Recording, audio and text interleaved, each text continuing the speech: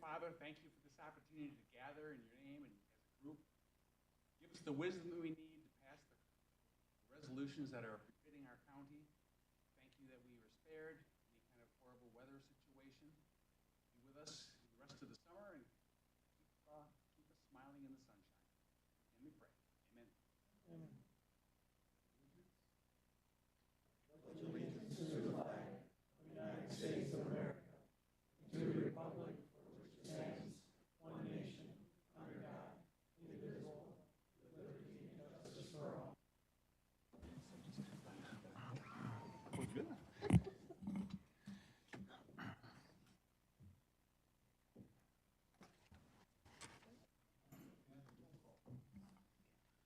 Commissioner Barnes. Here. Commissioner Mulder. Commissioner Augustine. Here. Commissioner Haskell. Here. Commissioner Pearl-Wright. Here. Commissioner Youngquist. Commissioner Mudry. Here. Commissioner Brayler. Here. Commissioner Drosha. Commissioner Toomey. Commissioner Hanson. Here. Commissioner Lotzenheiser. Commissioner Holmes. Here. Commissioner Rogers. Here. Chairman Mott. Here. Next up, we have agenda additions and changes. We do have one addition under new business, and that will be public art grant discussion. Support. Moved by Commissioner Youngquist and supported by Commissioner Pearl-Wright. All those in favor? All those opposed? Motion carries. Next up, we have some communications. We got a couple of them. We have one from Branch County, resolution in opposition to the fiscal year 2025 Conservation District budget. Another one from Jackson County, Materials Management Plan, adjacent community communications letter, which is required.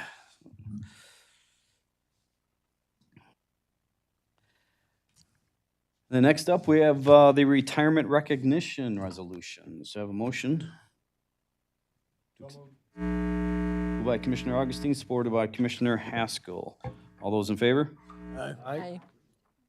All those opposed? Motion carries. At some point. What's that? I do the minutes at some point. Did I miss the minutes? Wait a minute. All right, I have a motion to accept the minutes. Support. Moved by Commissioner Brayler, supported by Commissioner Rogers. All those in favor?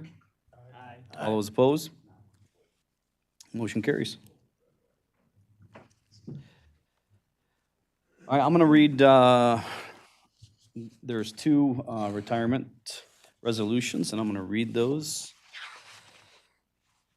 First up is Roger Betts from the Michigan State University Eaton County Extension Office, whereas Roger Betts retired from Eaton County on January 1st, 2024, and whereas Roger worked for the Michigan State University in the Eaton County Extension Office from April 1st, 1982 to January 1st, 2024, for a combined total of over 41 years of service.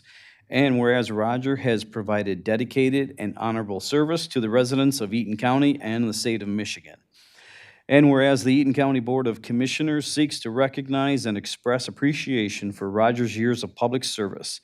And now, therefore, be it resolved that the Board of Commissioners expresses its sincere gratitude for the years of exceptional service Roger provided to Michigan State University, Eaton County Extension, county residents, and the farming community, both locally and statewide. Be it further resolved that this resolution of appreciation, support, be duly recorded and attached to the permanent records of the county on this 20th day of the month of June in the year 2024. I move it. I have another comment. I would like to move it as his former 4-H leader. Well, I think they've been moved and supported, so. I've known him just a little while. I agree, Barbie. He's been a huge asset to Eaton County. Next resolution is for Robin Morehouse, a friend of the court.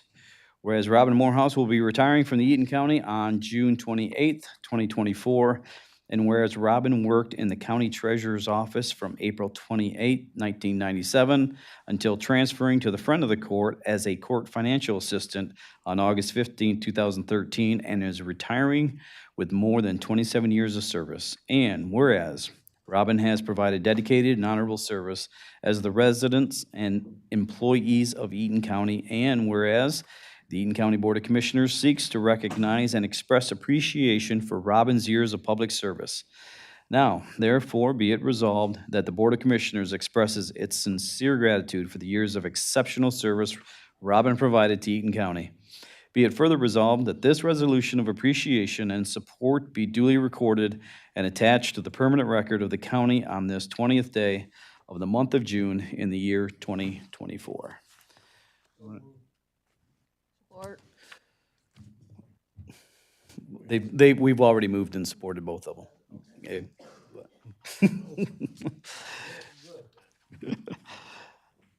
We want to thank them for their service. All right, next up is one of two limited public comment opportunities, and we're going to ask that just please limit to 3 minutes. So if there's anyone that would like to address the board, please approach the podium. Seeing none, we will move on. Next up, we have committee reports and resolutions. First up is Health and Human Services Committee. Commissioner Lawson Heiser is not here, so that means Vice Chair, Commissioner Rogers. Thank you, Chairman. There is one resolution. It's resolution opposing MDHHS plans to implement new conflict-free access and planning strategies in Michigan. And I offer Support. Moved by Commissioner Rogers, supported by Commissioner DeRosa. Any comments? Any questions? Did I get that wrong? You're doing fine. Okay. Thank you. Seeing none, all those in favor?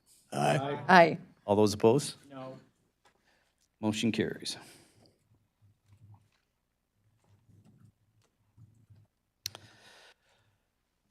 All right, next up, does that conclude the report, Commissioner Rogers? Commissioner Rogers, does that conclude the report? Oh, yeah. I was Okay. I was like, That's- yes, sir, it does. Okay. Thank you. Next up is Public Safety Committee with Commissioner Barnes. Thank you, Mr. Chair. One action item.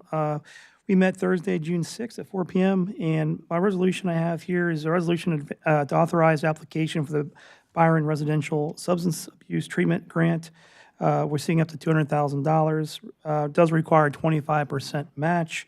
It's a jail-based substance abuse program through the Sheriff's Office. We've done this in the past years, and I would like to move it. Moved by Commissioner Barnes, supported by Commissioner Toomey. Any questions or comments? Seeing none, all those in favor? Aye. Aye. All those opposed? Motion carries. And just two last things here. 911 is doing a floor remodeling project at the center there, so they're down in the basement now, so that should be completed by August. And also with the excessive heat, there's always that number, call 211 or dial 211 for cooling centers near you. Stay safe, and that concludes my report. Thank you, Commissioner Barnes. Next up, we have Information Technology and Communication Committee with Commissioner DeRosa. Thank you, Mr. Chair. Yes, we met on June the 5th and we got two reports. We had Communications Director Logan Bailey presented his report, and we talked about our social media and our Eaton County recycling. And Technology Service Director Eric Daly presented his monthly report, talking about central dispatch and some of the changes we're making here at the campus and in Delta Township as well. We had no action items. We talked a lot, but we didn't have any resolutions, so that concludes my report. Thank you, Commissioner DeRosa. Next on the agenda is the Public Works and Planning Committee with Commissioner Rogers. Thank you. we had 3 resolutions. The first one is DCA-5-24-3 is a text amendment to bring agricultural uses in the ordinance more in line with the State of Michigan Right to Farm Act. And I move to approve this resolution adopting. Moved by Commissioner Rogers, supported by Commissioner DeRosa. Any questions or comments? Seeing none, all those in favor? Aye. Aye. All those opposed? Motion carries. My next one is a text amendment amending the sign section of the ordinance to be in compliance with the new law neutral rules and regulations per the Supreme Court. And I move the resolution adopting DCA-5-24-3. Support. Moved by Commissioner Rogers, supported by Commissioner DeRosa. Any questions or comments? Seeing none, all those in favor? All those opposed? Motion carries.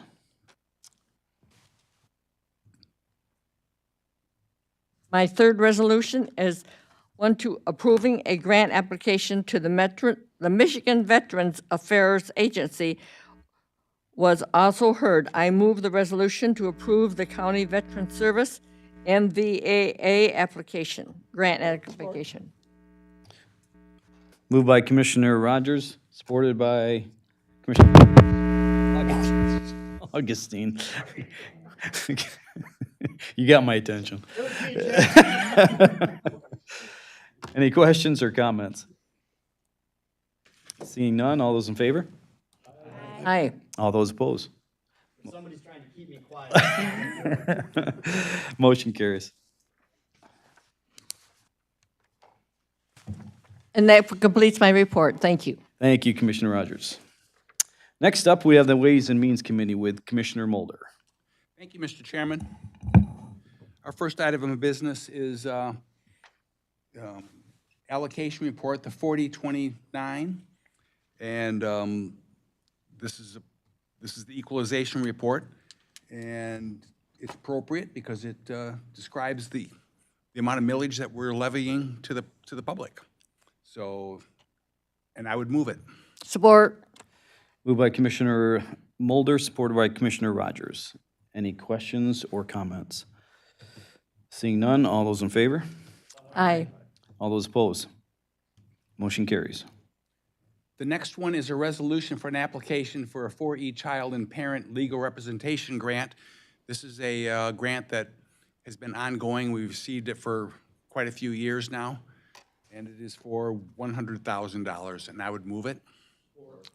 Moved by Commissioner Mulder, supported by Commissioner There's a race. supported by Commissioner DeRosa. Any questions, comments? Seeing none, all those in favor? Aye. All those opposed? Motion carries. Okay, so the next is the budget amendments. There are And no there aren't budget any in my packet. Right, there aren't any. That's, Should have been I don't removed. remember doing any, so, No, we didn't. Okay. yep. We need a We have, resolution. we do have the claims and purchases, and I would move those. Moved by Commissioner Mulder, supported by Commissioner Pearl Wright.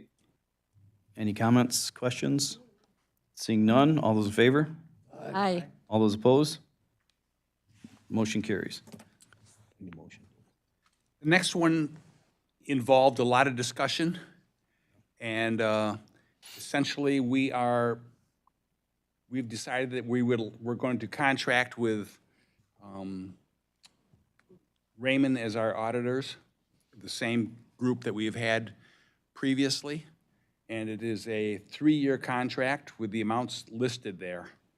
And I would move this resolution. Support. Moved by Commissioner Mulder, supported by Commissioner Rogers. Any questions or comments on that? Seeing none, all those in favor? Oh, Aye. didn't see your hand. Yeah, I put it up there late. Will you just indulge me on what some of the discussion was? I know that there's been some conversation about the cost of using Raymond, correct? Yes, and basically, we did not get a lot, we put out the RFP and did not get a lot of response.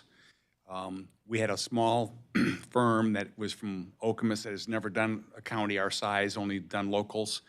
And we had some, we also went to Maynard Costerson and got a response from them, and it was substantially higher than the response we got from Raymond. And they have, essentially we've used them for a long time, but they use different teams each time when they do these audits, and supposedly these are different eyes. And so the bid that they've created is with the Jackson team? This will be the same team that we've used. Right, correct. This time we're using the same team, but Yeah. previously we'd have different teams. So, Correct. so it's the Jackson team, right?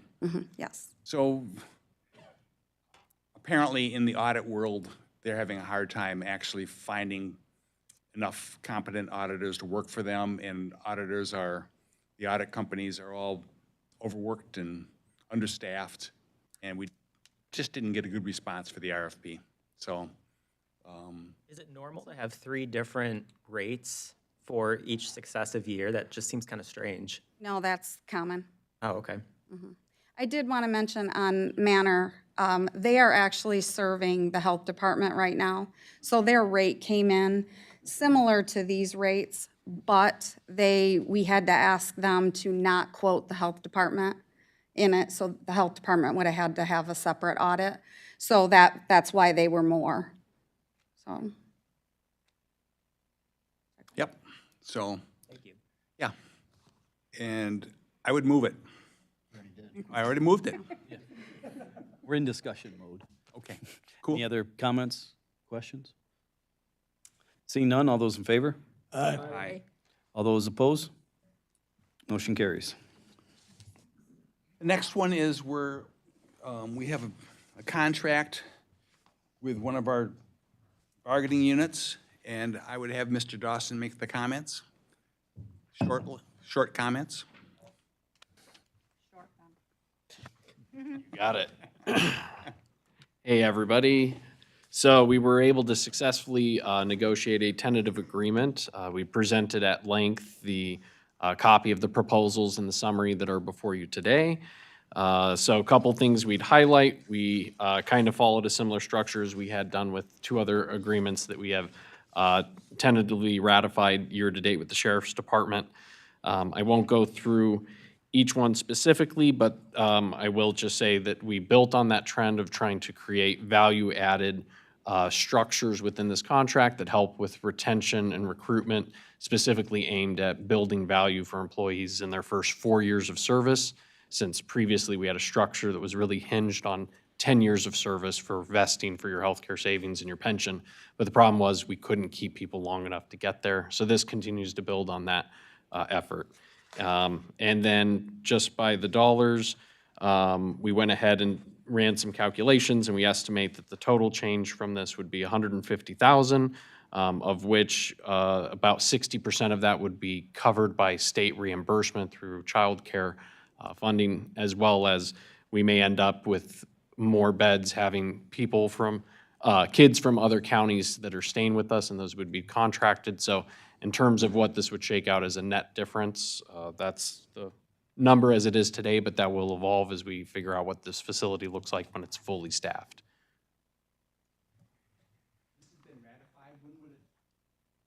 When will it actually take effect? At this time, or is there a later date? So the way we wrote the ratification is this body and the union both ratifying it. So if we ratify it, it's not in effect until we get confirmation from the union. They have also approved it. Okay. Yeah.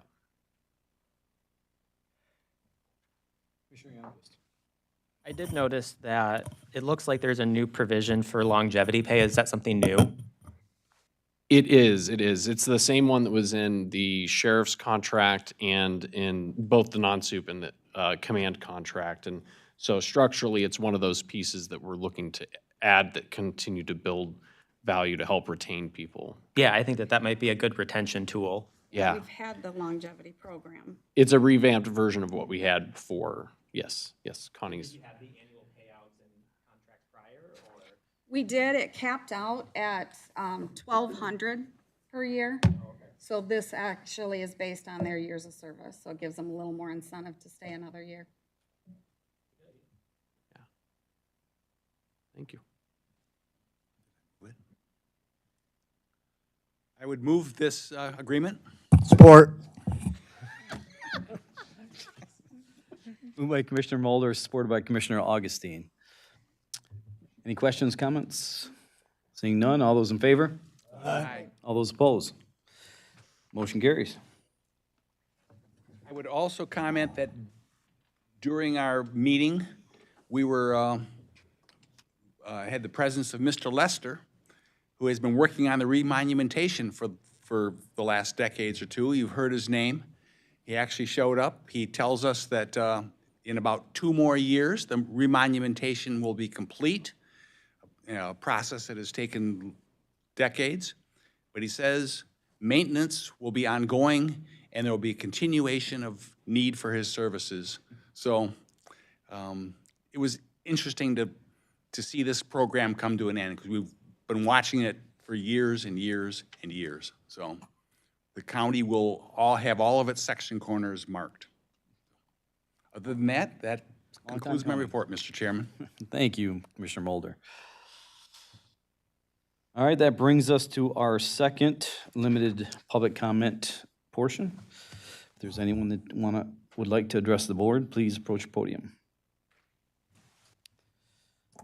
Seeing none, next up, we have the administrator's report. Keep it short and simple. I just wanted to talk about the budget at Ways and Means.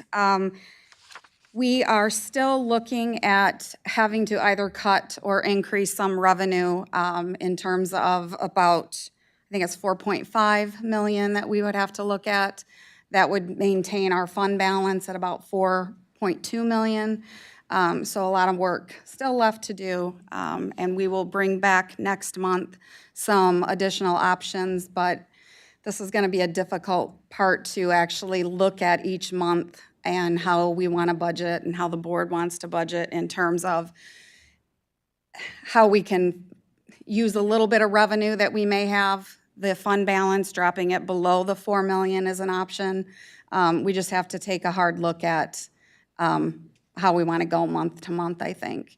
And then, what was the last thing? Oh, I do want to mention, I think I've said it every month, for our employees, we do have the labor agreements that we're still working on. We would also want to increase the wages within those units the way we have in the contracts that you've settled thus far. And we'd want to do it for the non-union employees. So I will tell you next month, we will bring that back to the board to consider. So I think I've said it, I'm not going to present a budget without an increase for our employees. That's it. Good. Thank you.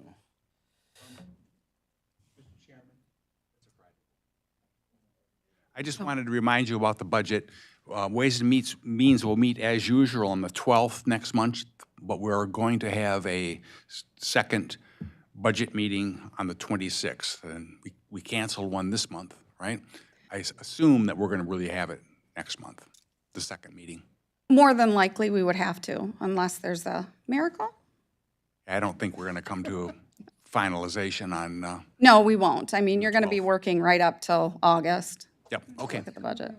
So put that on your calendars. I just wanted to announce it. Ironically, I must have screwed up in my calendar. I have a budget meeting every single day until August, so. We'll send a notice out to the I was board. trying to get confirmation from him, and his calendar screwed up. Microphone doesn't work, calendar's screwed up. You ought to be prepared. It's tough being you today. It's not. Okay, moving on. Next up, we have commissioners' comment. Any commissioners have anything? Yes, Commissioner DeRosa. Yes, I've spoken with some of you individually about this, and I brought it up again at Ways and Means last week, but we have a booth at Eaton County Fair. It is information on our budget for our county. It's not going to be a campaign booth for individuals or parties. It'll simply be question and answer. I've talked to the Comptroller's office about getting literature and information in there about where we stand financially as a county. I think it's important that we have this outreach and that we staff it as commissioners. So I'm asking that, this is not a mandate, you don't have to do this, but I'm asking that if each one of you would contribute $20 towards that. The cost of the booth is $285. If everyone contributes the $20, we'll have $300. That'll give us a little extra for some paint, some cleanup stuff, odds and ends. So you can see me after the meeting if you'd like to, and to donate to that. I would like us to staff it. I think between noon and 8 p.m. or 7 p.m. would be plenty. Once the grandstand gets filled up for their show, nobody's going to be coming down there to talk to us likely. But if you're able to come out and staff that for a day or an hour, whatever you're able to do, you're more than welcome to. And I believe the Controller's Office will have as much literature as we can get from you. But again, it's not about partisan politics. It's about our county and the importance of funding our county. And we've talked about this millage for a while, this possibility of a millage for a while. We know what the ramifications are if it passes and if it doesn't pass. So we just need to be prepared to answer those questions when people come up and talk to us. So again, if you'd like to, come up and ask me more questions after the meeting. And if you want to donate, you're welcome to. Thank you. Commissioner Toomey. Thank you, Mr. Chair. I just want to note two things really quick. One, as Commissioner Mulder said earlier, it is very hot, so please be cognizant of heat exhaustion and heat stroke. 211 is a great resource if you do need to find a cooling center or anything of that nature. So just watch out for yourself, for your loved ones. It's just a really dangerous time of year. One other thing, we had our car show in Dimondale recently. It's an annual thing. If you haven't been to it before, you like Oldsmobiles, you like great cars, come down next year. As usual, it was an absolutely fantastic, packed event. And I really want to shout out our Sheriff's Department for being there and helping us keep everybody safe. So, thank you. Good. Commissioner Mulder. And I'd like to point out that this is an unusual date. We're here on a Thursday.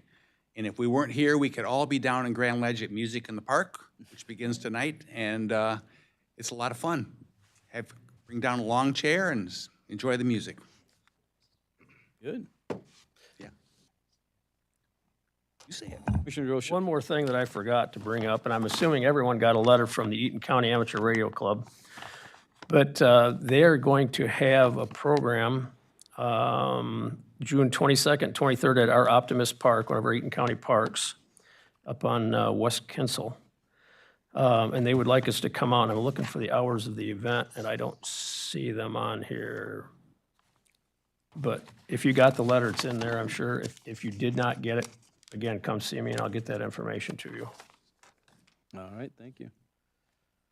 I want to give a shout out to Chad for organizing a tour of the youth facility, and Jeremy for giving us that tour, and Granger was there to ask questions as well. It's a pretty amazing facility, and we're very fortunate to have it. So thank you for organizing that. All right, we're going to move on. Next is unfinished business. None. All right. Any old business? No, sir. And that brings us to new business. So first up, we're going to talk about the public art grant. We talked about it at Public Works and Planning, and we decided it was initially going to possibly be out at Crandall Park. If you haven't seen the structure, it's kind of like 3 legs on in a supporting a cube. And we had a lot of discussion, and it was decided after a survey was taken that it was not a good place to have that or where we wanted it. But after the meeting, an idea came up, I believe from Controller Sobey, of putting it out at the juvenile building. And so we'd like to have that discussion now. And have your thoughts? Is that a thumbs up or a question? Okay, all right. The idea is to maybe have some etching on it, kind of maybe a motivational encouragement quotes.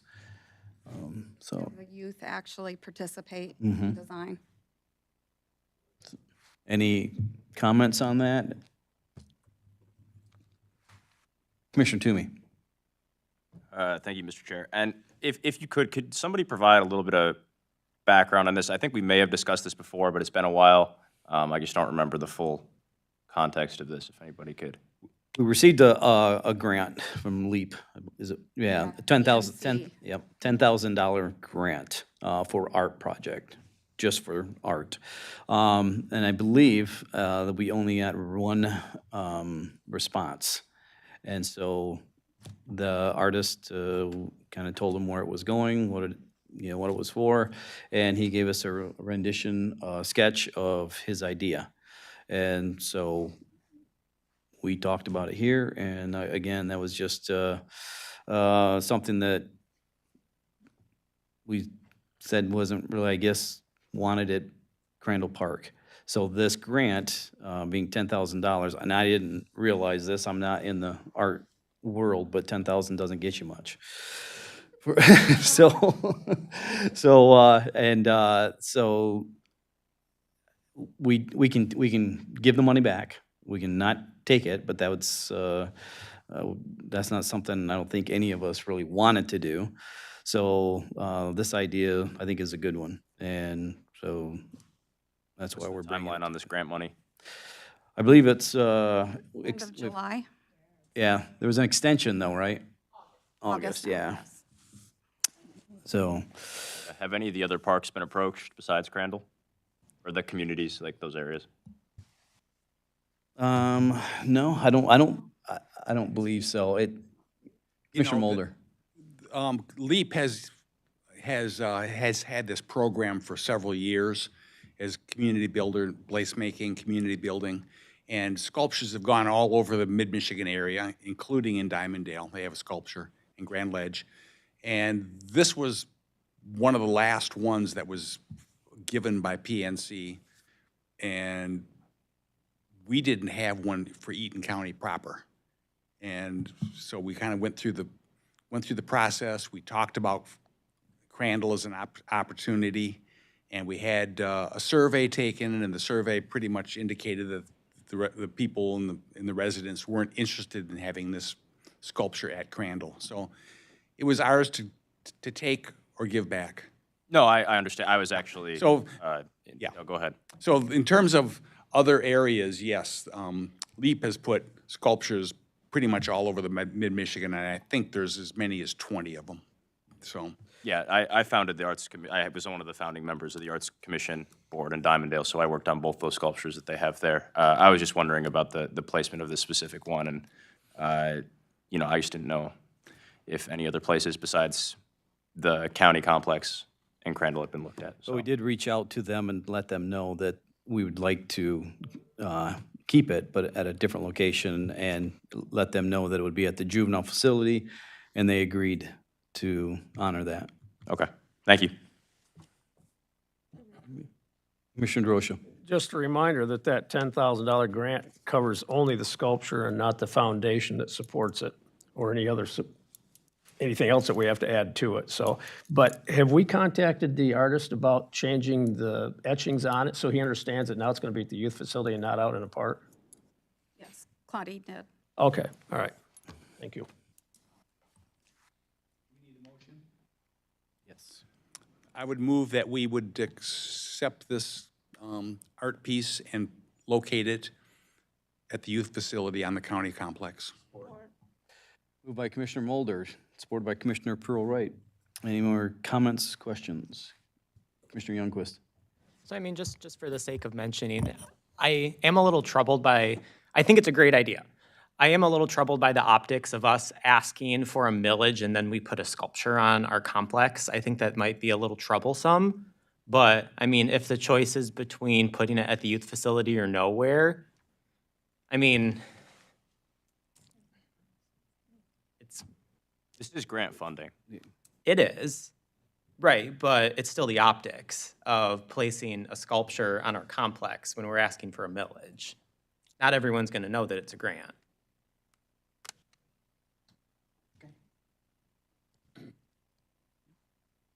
Any other comments? Commissioner Holmes. I guess following up maybe at TJ's idea, we can call it grant money That falls back as taxpayer money from somewhere. No, it That's is not- a that's private not- grant Yeah, this is. Oh, from the a- grant? through This is from a PNC. business, yep. Business. Yeah. Well, so the cost of living, okay.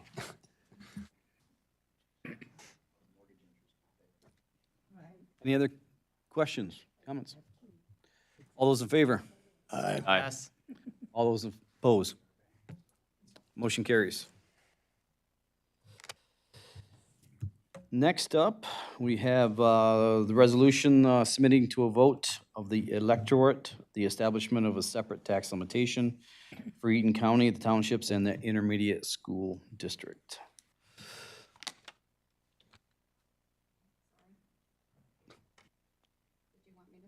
Yes. Okay, we have the resolution for the separate tax limitation, which was presented by, and I won't say the acronym, I kind of want to, but, this resolution would ask the voters to increase the, limitation to, 8.5 mils for the county. Townships would be reset to 1, intermediate school district would be reset to 2, for a total of 9.7. The remainder goes to the school district. We do have our legal counsel here if anyone has questions, but the language that we're submitting is very specific. It can't be modified, and Dave Stoker could speak to that, Attorney Dave Stoker could speak to that. It's very simple, maybe confusing language, so there'll be a lot of information that we would need to put out so voters have an understanding of what. For those of you in the audience, the ballot language is up on the screen. So that's what would be, it's statutory by the state. The county does not write the ballot language. I'll move the resolution. Support. Moved by Commissioner Augustine, supported by Commissioner Haskell. Any questions, comments? Go ahead. You're the man of the hour. Well, I guess the question is, are there questions? I would point out the one thing, that the school millage is, the schools don't get the rest. The schools are separate. This is actually not new for the county. You did this, except you did it in 1978. Most of you were probably not on the board, I don't think that. And what happened is, back in '78, if you have been following taxation in the state, the schools were actually part of it. And so the version passed back then did have the schools as part of the listing of what the limitations are.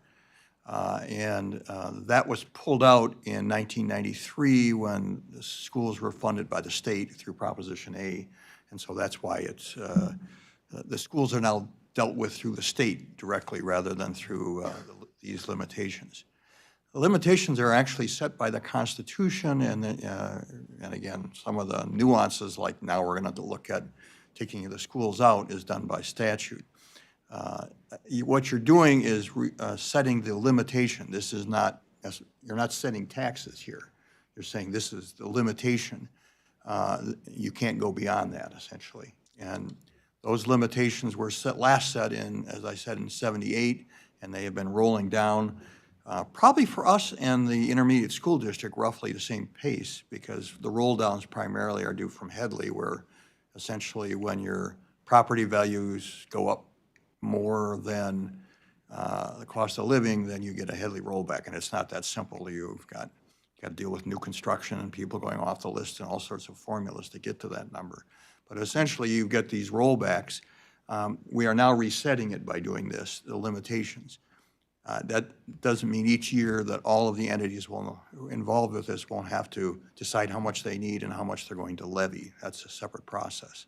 That's really what you did earlier with your 4029 for the year. If it passes, it's not in effect this year. It wouldn't go into effect till 2025.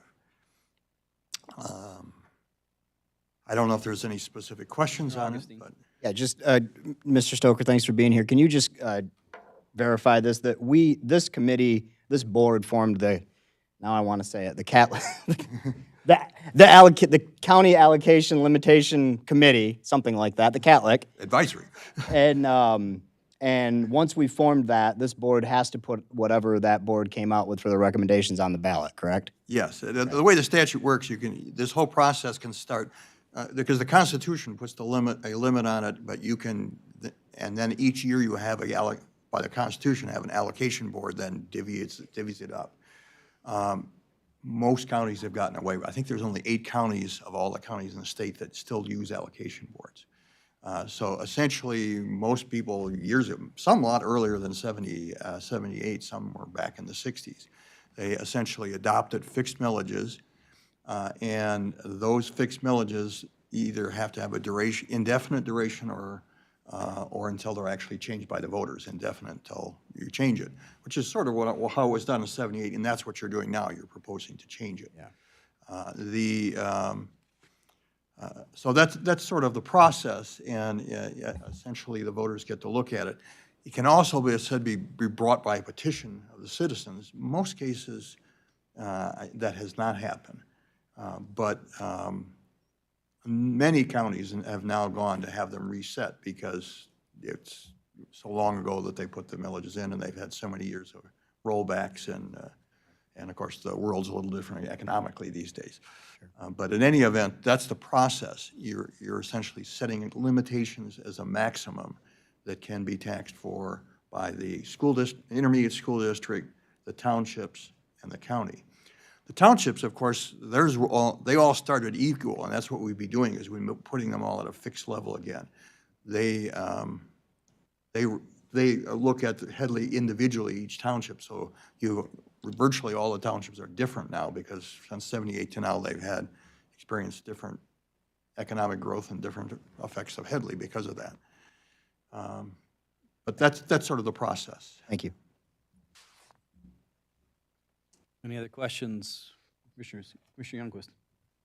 I did want to make sure that when I was looking at the website that I was reading this correctly, that in the process of doing this, the committee drafts this language, and then the board is statutorily required to pass this, correct? Yeah. What sort of happens is you start the train running, putting it on the and we track, can and we stop it did that after. when we established the committee. When the committee essentially comes up with a recommendation, you appoint the committee, you've done that, you and some other entities appoint the committee, they end up putting a number forward. You get to put it on the ballot. That's what this resolution does. You really don't have a choice on that. They used to have a little bit of a choice of which election, but that really is not the case anymore either. It's going to be in November because of the timing of it, and you're sort of required to do that by the statute. The only place it varies, and that's not our situation, is if it was brought by petition, and you didn't like what the petition came up, this board could ask this committee to come up with an alternate. You could have 2 ballot proposals on the ballot, which would have been nice and confusing. But I don't think I've ever seen that happen. And in fact, I haven't seen one since I've been working on it where it's actually been initiated by petition. It's usually they're readjusting them like you're dealing with. Thank you. Commissioner Mulder? I never really mentioned that we did have the committee meeting with the allocation board, and we all were here, and many of you were here at that meeting, and it was, it proceeded orderly, and each of the members had things to say and made their comments, and so this is the result of that work, and it was since our last board meeting, so. And it came out unanimous out of that group, right? And it came out of the group unanimous. So. A couple of things I'd point out, because these are questions I often get. How does this impact other millages? It doesn't. So if you have a voted millage or a township has a voted millage, it doesn't impact this at all. Those run as they've been running. Another question we get, because you have charter townships in this county, how does it impact them? Cities, villages, and charter townships have their limitation in a different law, in their charter. Literally, the statutes put it in the charter. So their limitation is not really controlled by this. So when it's townships, it's really for the non-chartered townships. And there was a big debate on that. Well, what if you're a charter township that became chartered by resolution instead of by a vote, and the Attorney General ruled one way and the tax tribunals ruled the other way. But again, the key to it is that charter townships are not impacted directly by this. They are, of course, because the intermediate school district and the county also levies taxes there as it does in the cities. But the township piece of it is for the non-charter townships. Are there any other questions? Commissioner Holmes? Yeah, you mentioned charter townships not being affected. Will they be asked to vote up or down on this, even though they're at charter? Absolutely, because they are impacted, taxpayers are impacted because as will people in the cities and villages as well. Oh. Because the county taxes, that limitation, and the intermediate school district limitation applies everywhere. So it would apply in those areas as well. So yes, it's countywide vote. And my other comment is I'm informing people that committee met on 6/6/24, and it's very informative that Ben done the job, and I refer everybody, go there, get information, and vote up or down based on the information that they get that's accurate and stuff. So, thank you. It is a little confusing, if I can jump in on that. And it is an area that most counties I've dealt with have essentially put out an education materials like you were talking about doing at the fair to explain not only your budget, but, well, if this passes, what does it mean? You are allowed to do that. It has to be not advocating, so you can't say vote for it or whatever, but you can say this is how things would be used, and this is how we'll look if we don't get it. Those are permissible. This board is actually authorized to pass a resolution saying you support it or you don't support it, I guess, but you can. There are a lot of restrictions on using governmental funds to dealing with ballot languages that many of you may be aware of. As elected officials, you're allowed to, in fact, it's probably a duty of you to go ahead and take a position on that. So that's okay, and same would be true with elected officials. But but you're not allowed to use any county assets to do that. You could pass a resolution supporting it, and it could be in the minutes, but those minutes could not be like then mass mailed out or anything like that. It would just have to be dealt with through normal minutes. But you are allowed to take an official position on that if that's something you're inclined to. And I've had some counties do that and some have not. So, that's something to evaluate. That's not what we're dealing with tonight. We're just putting it on the ballot. I'll also point out that those 3 mills are not necessarily levied entirely. It's up to future boards to either levy the full extra three, or not, depending on their budget. Yes, and that is true for all the governmental entities, the townships as well.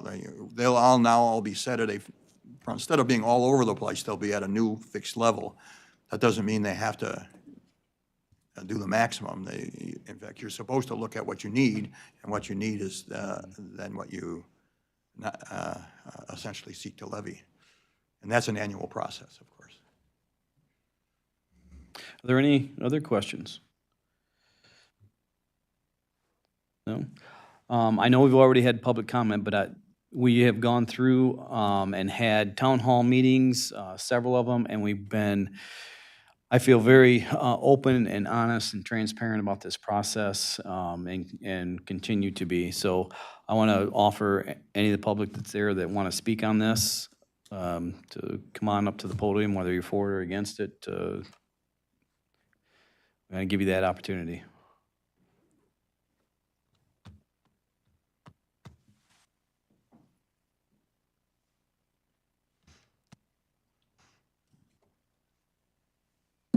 Good evening, Commissioners.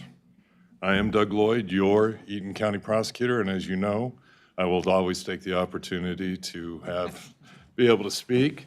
I have been a part of this process with you, watching it, speaking at it, being a part of the financial stability groups at times, speaking about it.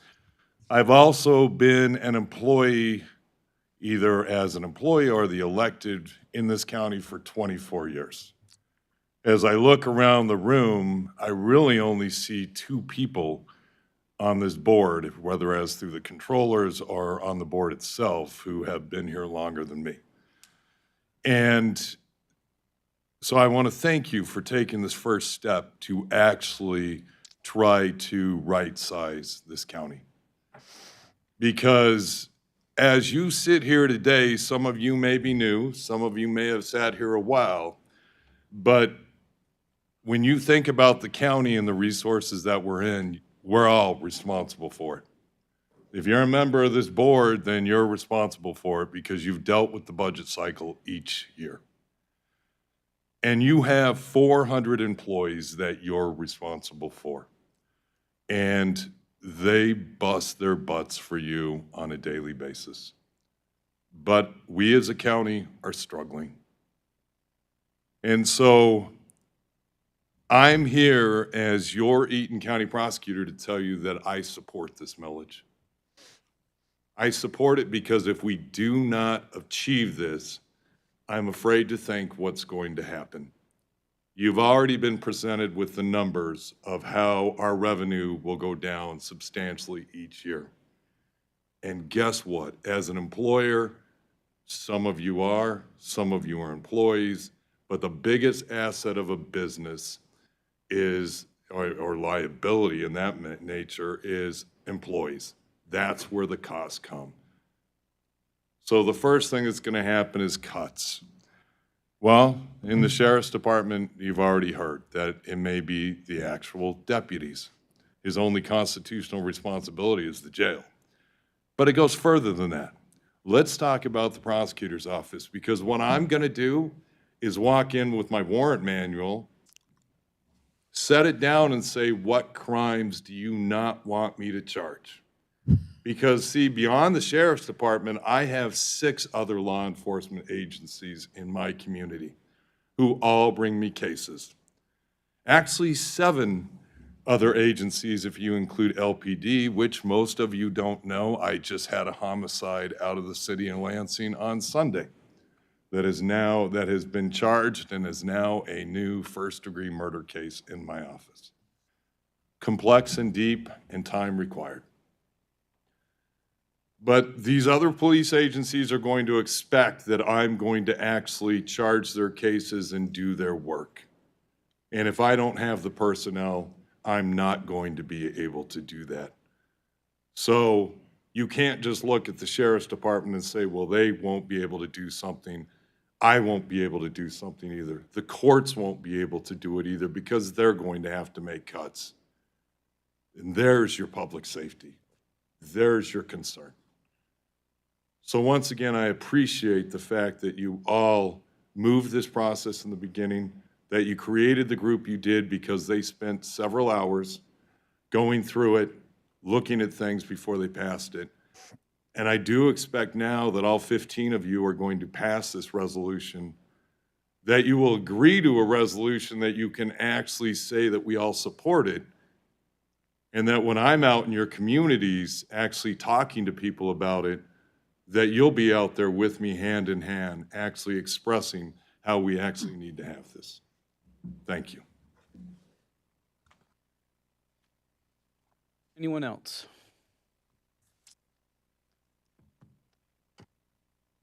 All right. Do we need a roll call for this?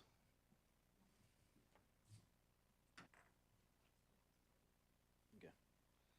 All right, we've moved and supported. All those in favor? Aye. Yep. All those opposed? Motion carries.